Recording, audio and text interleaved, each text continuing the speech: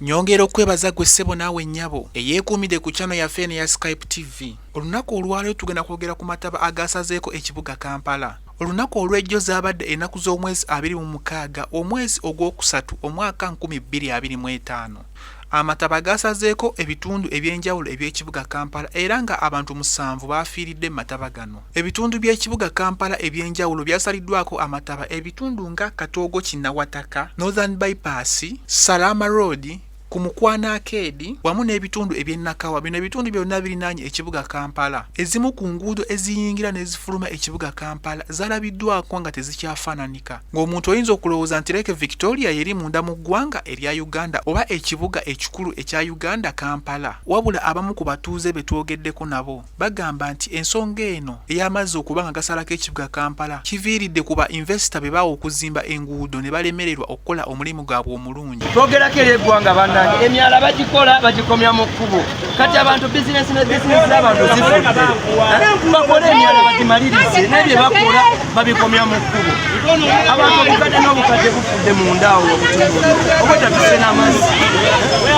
Gavumenti etuyambye eki mazima ng'ebyo bye bakola. Omuntu wa wansi mumunyigiriza, ffe bakama baffe bakola loosi, nange nze kennyini mba nduusinze.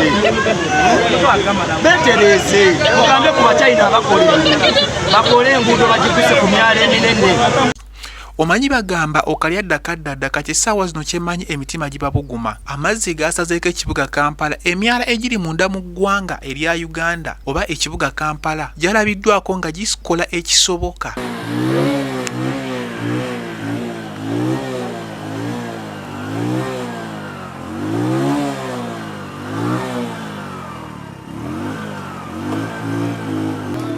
Wabula abantu bangi bo balabiddwako nga bafiiriddwa emmaali yaabwe era nga abasinga bagambye nti n'ekyokulya kati tebalina.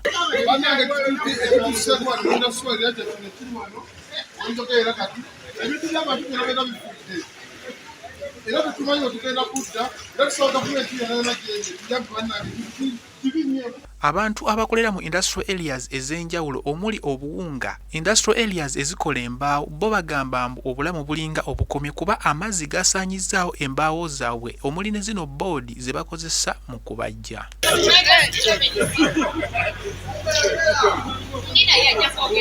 Mu bitundu bye tutuuseeko ebirala abantu bangi bo balabiddwako nga beefuniddewo omulimu kuba waliwo abadde bataagala kulinnya mazzi.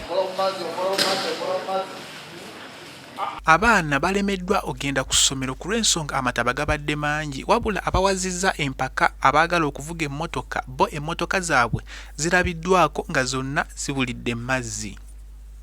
Abantu 7 be bakakasiddwa okuba nga bafiiridde mu mataba gano era nga simanyi nti poliisi ki kyegenda kwogera ku bantu bano abafudde.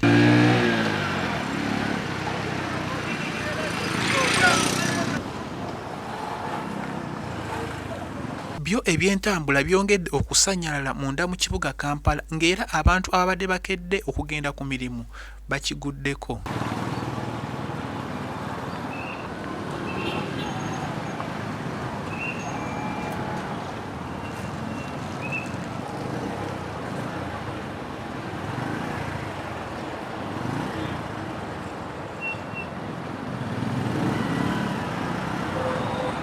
Abatuuze bo mu bitundu eby'enjawulo amataba gano gye gatuuse balabiddwako nga basena amazzi mu nnyumba.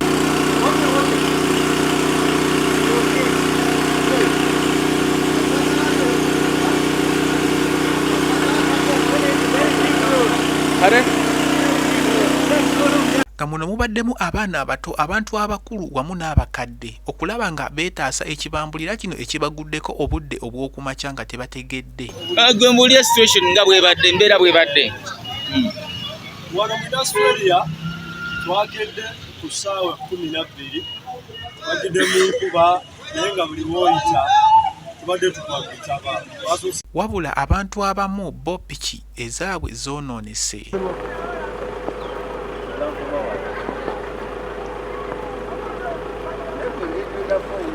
Nyongera okusaba gwe n'omulungi weekumire ku channel yaffe eno ya Skype TV. Tugenda kubanga tukuwa amawulire agali munda mu ggwanga erya Uganda wamu n'amawulire agali mu mawanga ag'ewabweru, amawanga gakirimaanyi nga America, Russia, Ukraine wamu ne mu ddwaniro.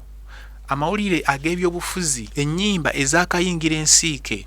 Eggulire lino lyakwatiddwa munnaffe Eric Banks era nga yabaddeyo ku ground okulaba nga asaka ebigenda maaso munda mu ggwanga erya Uganda. Tusaba osubscribinge ku channel yaffe eno emanyiddwa nga Skype Media TV. Genda ku YouTube osubscribinge, ku TikTok ofollowinge, wamu ne ku X otufollowinge.